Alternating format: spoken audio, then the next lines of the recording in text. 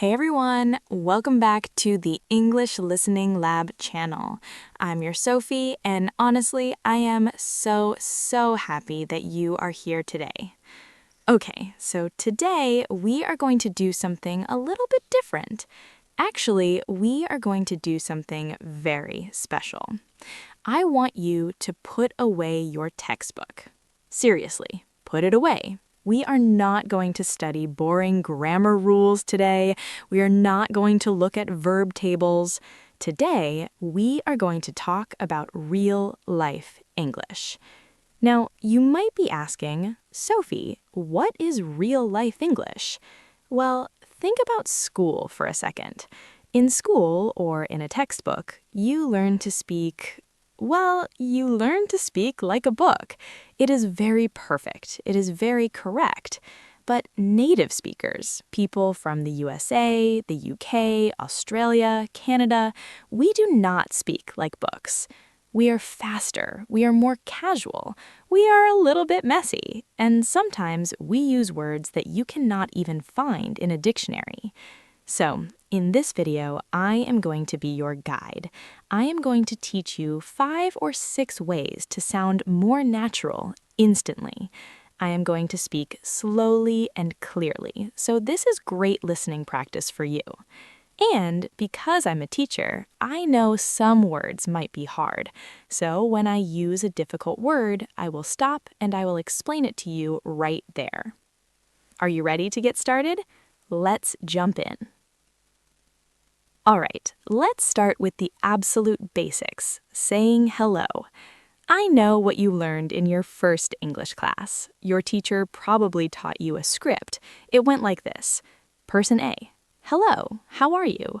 Person B, I am fine, thank you. And you? Now, listen to me carefully. This is correct. It is perfect grammar. You are not wrong, but it sounds a little bit stiff. Now, hold on. I used a word there, stiff.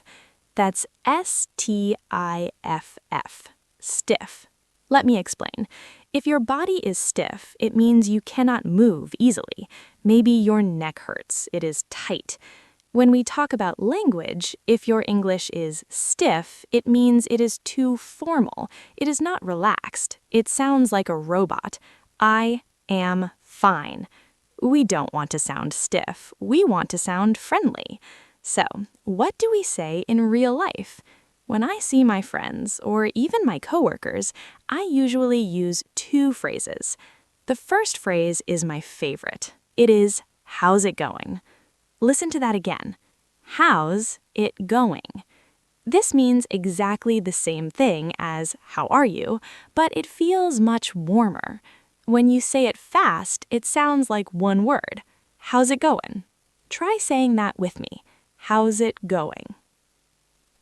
The second phrase I use a lot is, what have you been up to? This one is a little longer, right? What have you been up to? This basically means, what did you do recently? Or what is new in your life since I last saw you? Here's the difference. If you ask a native speaker, how are you, they will probably just say good or fine. It's a short answer. But if you ask, what have you been up to, they will tell you a story. They might say, oh, I have been working a lot. Or, actually, I just started a new hobby. It starts a real conversation. So, here's your challenge for this week. Don't just say, I'm fine. Try to say, I'm good, thanks. How's it going with you? Okay, let's move on to something very important. Food and coffee. Imagine this situation. It's morning, you're tired, you're hungry. You walk into a coffee shop. You want a coffee. Many students, and I hear this all the time, translate directly from their own language. So they walk to the counter and they say, I want a coffee. Or even worse, give me a coffee.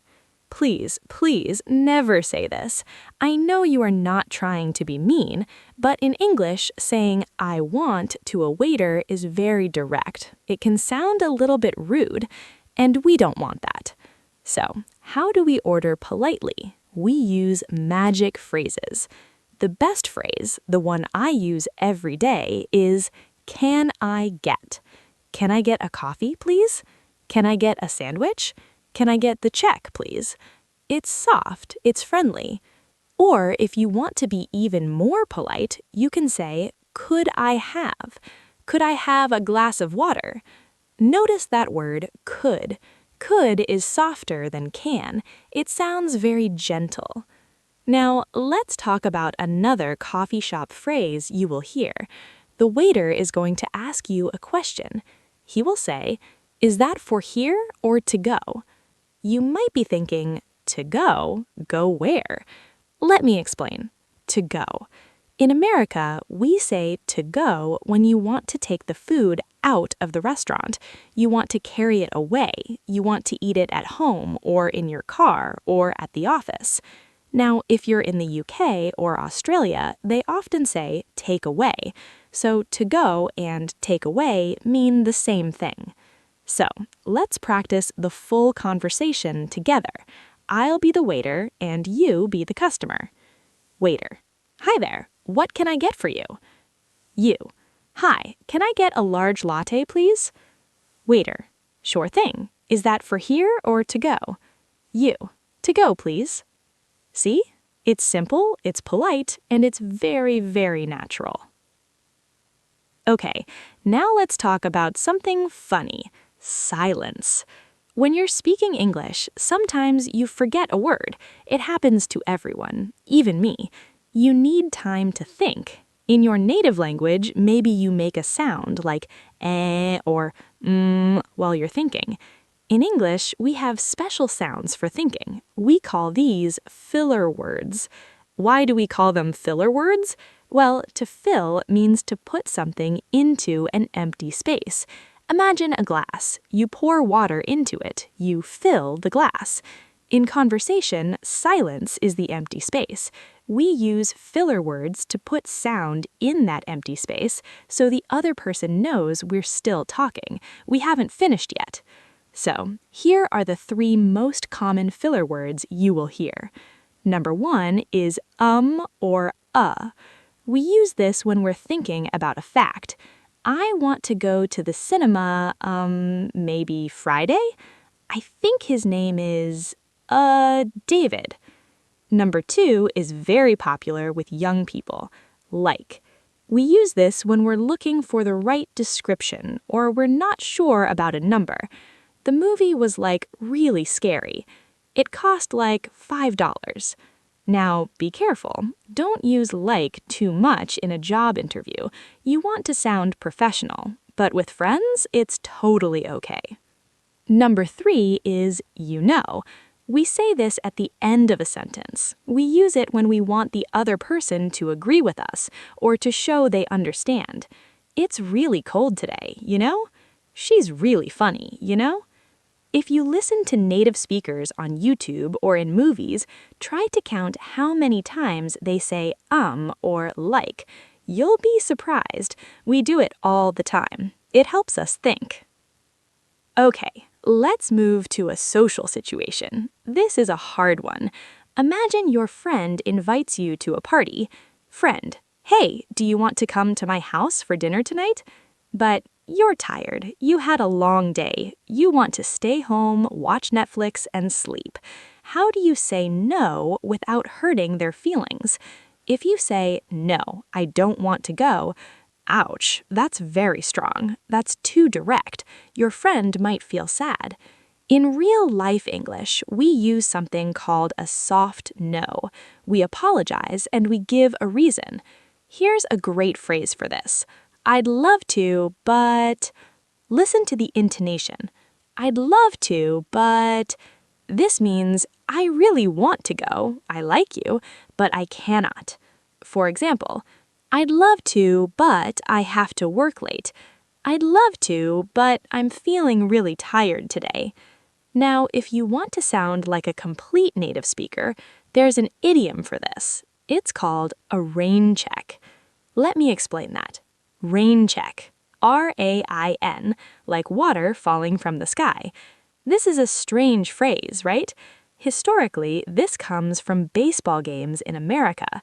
If it rained heavily, the game was canceled, but they gave you a special ticket for a future game. That ticket was called a rain check.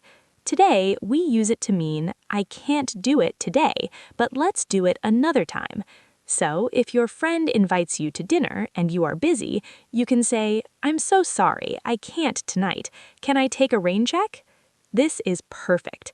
It tells your friend, I like you, I want to see you, just not today. Let's practice that one. Can I take a rain check? Try to say it out loud right now. Can I take a rain check?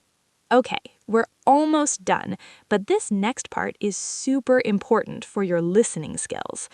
One of the hardest parts of understanding English is that native speakers smush words together.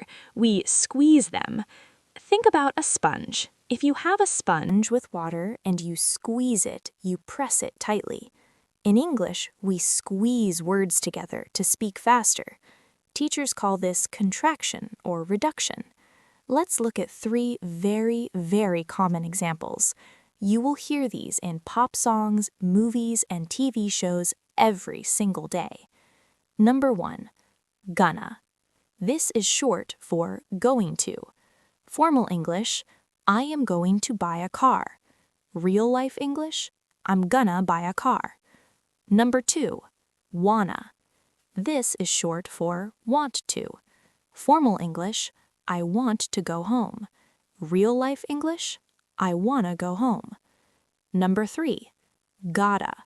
This is short for got to or have to. It means you need to do something. Formal English, I have to leave now. Real life English, I gotta leave now. Important rule. You can say these words, but be careful when you write them. If you are writing an email to your boss, please write going to. Do not write gonna. It looks a little too casual. But when you are chatting with your friends, saying gonna is perfect. Let's try a crazy sentence with all of them together. Are you ready? I wanna go to the park, but I gotta work, so I'm gonna stay here. Can you hear the rhythm? It flows like music. Da-da-da-da-da. I wanna go, but I gotta work. Well, we started with hello, so we have to end with goodbye. Just like how are you, saying goodbye is actually very formal. If you look at your friend and say goodbye, it sounds very serious. It sounds like you are leaving forever. If I see my friend, I usually say, see ya. This is short for see you later. See ya. Or I use a very nice phrase. You can use this with anyone, your boss, a waiter, a friend. It is have a good one. Let's look at that. Have a good one. What is one? It means a good day, a good evening, a good weekend, anything. It is a universal phrase. You can say it at 9 a.m., you can say it at 9 p.m. You don't have to worry about the time. So imagine you are leaving the grocery store. You paid for your food, you are walking away. You can just say to the cashier, thanks, have a good one. It's friendly, it's polite, and honestly, it makes you sound like a local. Wow, you guys, we learned a lot of real-life English today. Let's just take a second to look at our list one more time. Instead of the robotic, how are you, try asking, how's it going? Instead of demanding, I want, be polite and ask, can I get? Use filler words like and you know to give yourself time to think. It's okay to pause. If you need to say no, use the soft no. I'd love to, but, or ask for a rain check. And finally, listen for those squeezed words like gonna, wanna, and gotta. I know learning a new language is hard. Sometimes it feels impossible. Impossible. That means something that cannot happen. But listening to you guys, I know that speaking English is not impossible. It just takes practice. My advice for you this week is to listen. Listen to English every day. Listen to podcasts. Watch videos like this one. Listen to music. Don't worry about understanding every single word. Just try to hear the rhythm. Try to hear the chunks of words. If you enjoyed this video, please practice these phrases. Talk to your pet. Talk to your mirror. Talk to yourself in the shower. I do that all the time. Thank you so much for hanging out with me today. You are doing a great job. Keep studying, and I will see you in the next video. Have a good one. See ya.